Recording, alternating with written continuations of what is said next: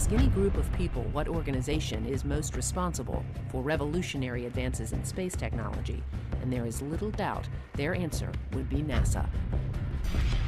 Clearly, over its long history, NASA has been one of the most innovative and exciting change agents the world has ever seen, proving that we can accomplish great things if only given a goal and the opportunity.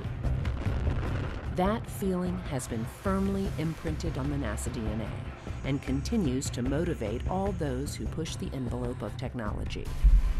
But rather than just rest on its laurels, NASA is moving to expand its role as a change agent in new and exciting ways. In order to do this, the NASA culture will need some minor tweaking first. Today's generation of NASA researchers are working to alter some outmoded practices of how technologies are developed and implemented at NASA. If these ideas take root, they have the potential to revolutionize NASA from the inside out. Coming up on this episode of NASA X, we will follow members of Space Technology's Game-Changing Development Program Office as they work to revolutionize and mature new technologies within NASA. We will feature a few of the many technologies managed by the GCDP to see how these innovative ideas are advancing the missions of today and missions of the future as well.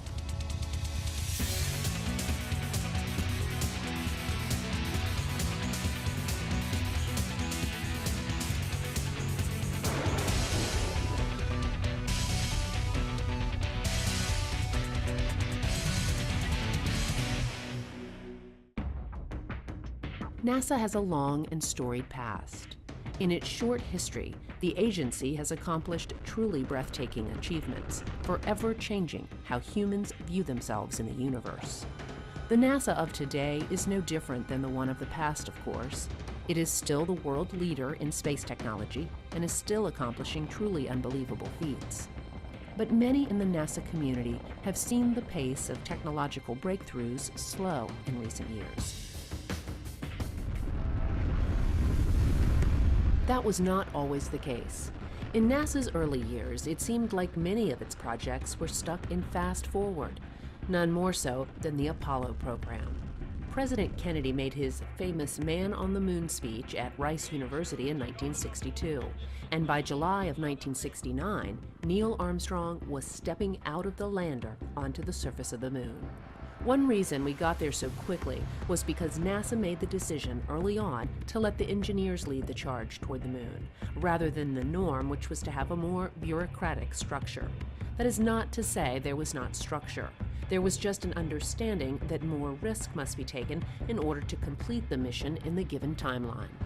But as the Apollo program retired and the shuttle came online, a shift began.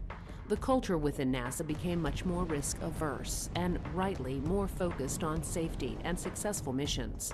But with this new posture, less focus went into the development of transformative technologies. This mindset permeated throughout NASA, and eventually, in the words of one NASA official, NASA became more evolutionary and less revolutionary. NASA never stopped innovating, but researchers developing new technologies often found substantial hurdles in their way.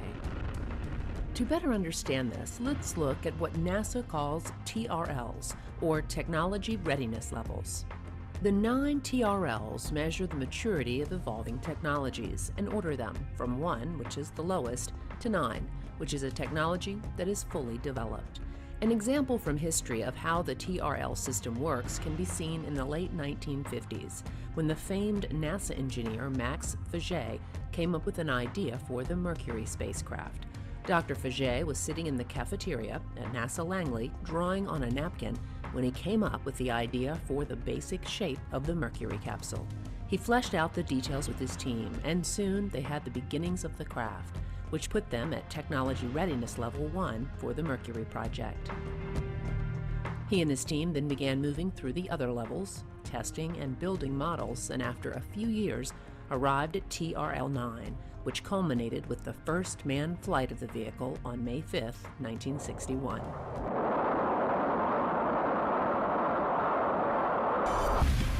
The same basic concept is still used today. Researchers come up with concepts and ideas and hope to move them through the early TRL stages all the way to full maturity.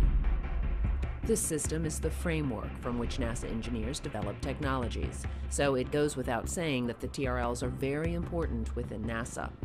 But in the last few decades, many researchers have come up with great ideas only to find themselves stuck in the lower TRL stages. But in the early 2000s, pushback began happening within the NASA research community. It was widely agreed that there needed to be a way to push important concepts to the front of the line and move them more quickly through the technology readiness level stages. To do this, a sea change needed to happen within NASA, which would completely alter the current culture and get us back to our leaner, engineer leads the way mentality. That sea change happened when NASA's Space Technology Mission Directorate created the GCDP, or the Game-Changing Development Program Office. Space Technology developed the GCDP with the idea that new, exciting, disruptive technologies would be rapidly infused and given the chance to prove themselves more quickly. With this idea firmly established, the team needed to begin looking throughout NASA to determine which projects would be first on the list. Somebody might have a great idea, a new way of doing navigation or communication, and they'll come and they'll pitch that idea to a PI. If the PI believes it's a good fit within our portfolio, that it meets game-changing metrics, that it's aligned well with agency priorities, then they'll develop what we call a New Start proposal, and they'll bring that to our program board. So they have to be a TRL3, and they've gone through the proof of concept. It's not basic research, it's not a scientist in the lab, but it's someone who's taken it and said, look, I've checked it out in a small way, a small scale, and it's proven itself. I need to get it from TRL3 to TRL5, through the Valley of Death, we call it. This term, Valley of Death, is apropos, because this is where so many promising technology ideas falter. Generally, an idea in the TRL range of 1 to 3 are proof of concept ideas. But once they get into the TRL3 range, more often than not, excess funding and time needs to be spent on them to move them forward. This level is where so many technologies of the past fizzled out, but one of Game-Changing's central goals is to grab the hand of some of these ideas and lead them through this valley of death and on to actual missions. What we are doing here in Game-Changing is we're taking a bunch of technologies in this 3 to 6 range, and we're rapidly advancing them. We can take selective ones, the best ones that we can find, we can advance them for a 2 to 3 year period, we can mature them from this lower TRL to where they can be used by projects and missions, and then we can go on to the next one and do it again and again and again. With the goal set, the team began the process of looking at some of the best ideas within NASA, choosing a wide-ranging set of technologies to help rapidly mature and begin this new approach for the agency. The GCDP manages over 30 projects that focus on everything from nanotechnology and lightweight materials to nuclear systems and solar electric propulsion. The hope is that with enough support, the GCDP-managed technologies will eventually be used to help create innovative new space technologies for our nation's exploration, science, and economic future. One of the first technologies they chose is from NASA's Robotics and Autonomous Systems and is located in this lab at the NASA Johnson Space Center. Here, a small team of highly motivated young robotics engineers are working on an idea that has the potential to help astronauts on long-duration missions and may end up changing the lives of millions as well.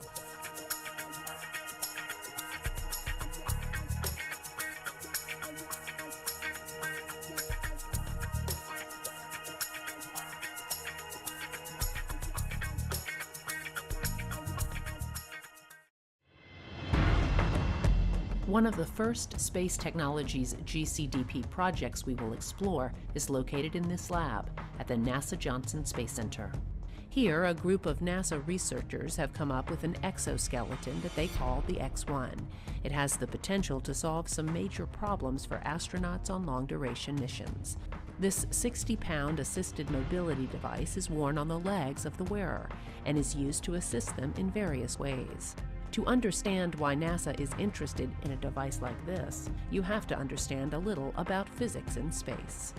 A major problem faced by astronauts in space is bone loss and muscle atrophy due to a lack of use. Generally, on shorter trips, the bone and muscle density problem can be easily managed, but longer duration missions pose a much greater threat to crew health and performance.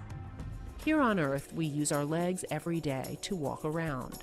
But on orbit, the astronauts are in microgravity, so muscles and bones, especially those in the legs, aren't being used as they would be normally. Because of this, muscles weaken and bones begin to lose their density. As a result, some astronauts come back to Earth with up to 30% less bone structure in their legs and with significantly weakened muscles.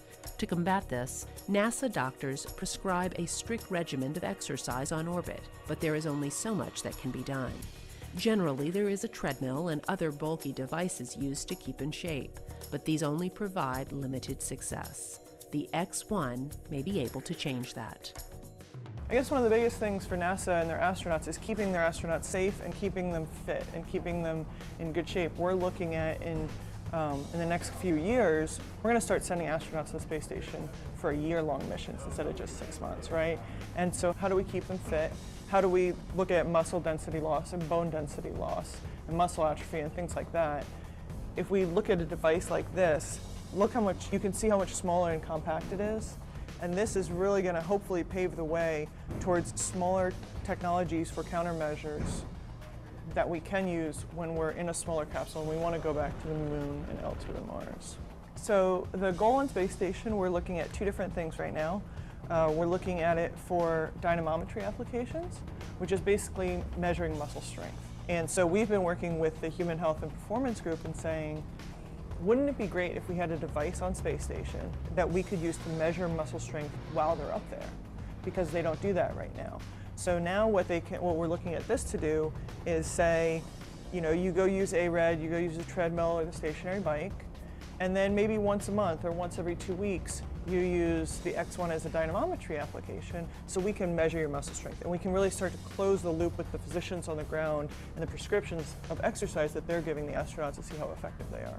You know, at its core, it's a mobility assistance device, so you can imagine that when we go to Mars, no matter how much you exercise along the way, you're going to be very tired when you get there. And so now, maybe we can use this not only for exercise, but you can use it for mobility assistance when you get there, because you're going to be weak. All your joints that are actuated, you can use them to resist you, or you can use them to assist you. NASA is very interested in the X1 for use in space, and this same device could also be a game changer for anyone who needs rehabilitation, like stroke victims. X1 could be even more life-changing for paraplegics. Early on in its development, the team partnered with the Florida Institute for Human and Machine Cognition. This group has been working on a mobility device that could serve as the legs for wheelchair-bound patients.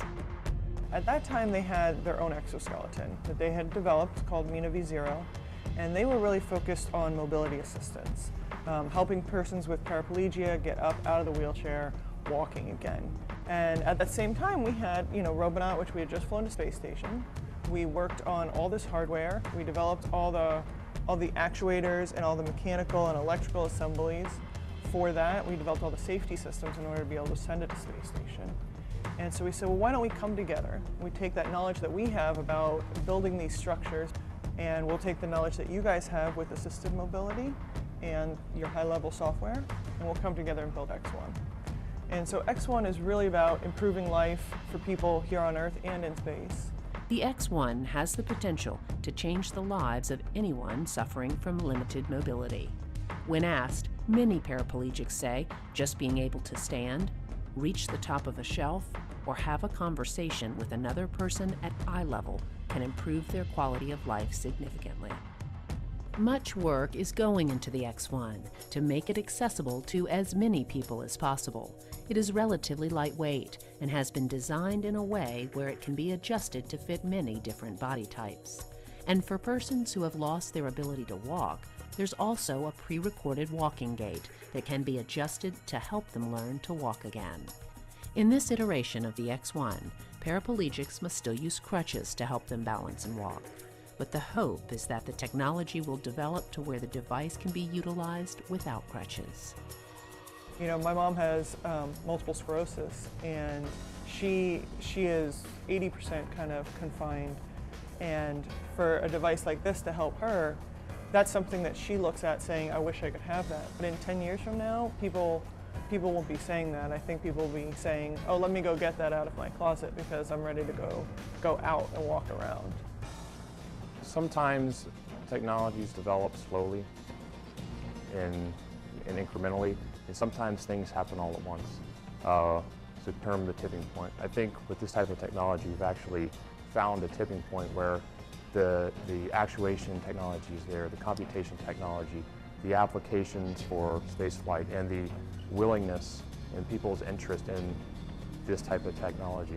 And all these things converging at once, I think that's what makes something, that's how the game has changed. All these technologies happen at the same time, and people are grasping that opportunity to really to make a difference.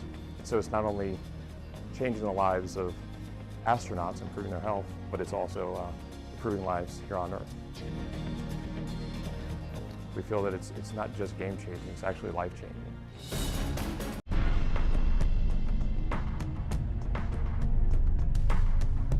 Spaceflight has many obstacles, one of which is weight. Any mission off this planet has a weight restriction. NASA has estimated roughly $10,000 per pound to get something into orbit, so weight reduction is a huge factor. If manufacturing costs could be brought down as well, millions of dollars could be saved on each launch. The challenge of creating low weight and less costly launch components is very attractive. The game-changing office is taking this challenge very seriously and has created a composite cryo tank to offset additional weight and possibly save money. Current propellant tanks are made from metals like aluminum. As the name suggests, the composite cryo tank is being made from a strong, lightweight composite material that have a huge upside when talking about saving weight and money. We started out the project looking at 30% weight savings over traditional state-of-the-art aluminum or aluminum lithium tanks. And we did a phase 1 activity with 4 contractors before we down selected the Boeing for phase 2. And out of that studies that we had, we were getting anywhere from like 35 to 40% weight savings. Every pound that you save in mass on a launch vehicle, you get that savings in payload. And it's depending on whether you're at the core stage or an upper stage, that ratios vary. But you do get significant savings. So you get more performance, you get more capability, or you get increased payload. The process of building the cryo tank is not only cost-effective, the weight reductions could ultimately save millions during a mission. Current composite materials are cured in large ovens called autoclaves. This process can be very expensive, but NASA's composite cryo tank is being developed out of autoclave, making it much less expensive. Saving the out-of-autoclave or the autoclave expense, meaning that normally you have this huge tank and it's a composite and it's got all these materials that are in it, and you have to cure it in a huge oven.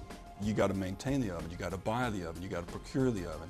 So if you can find a way to manufacture with the same technical integrity as a tank that's gone through the autoclave, outside the autoclave, you can cut development costs significantly. 30%, I think, is the number that they're saying.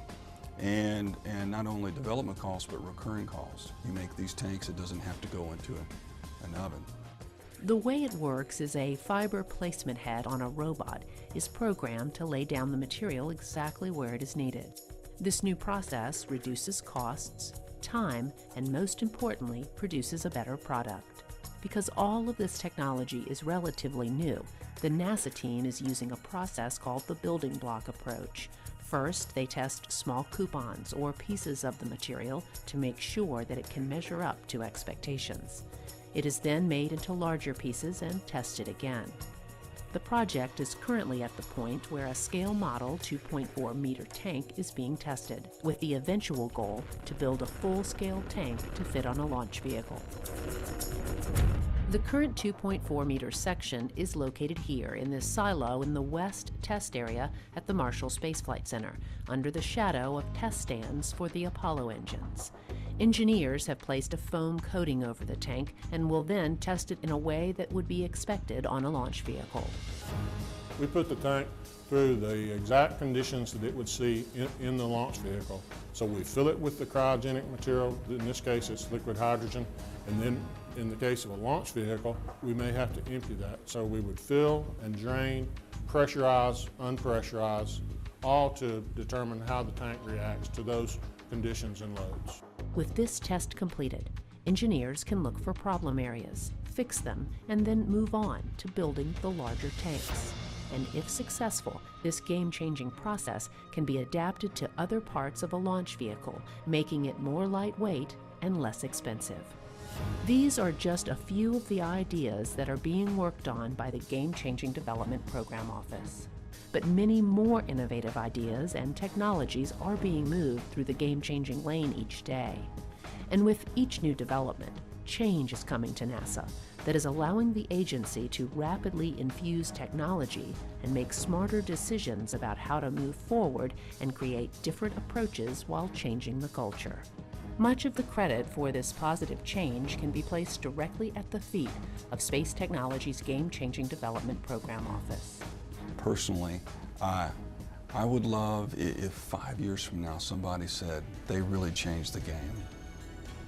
They made a difference for NASA. That's all I'd need to hear.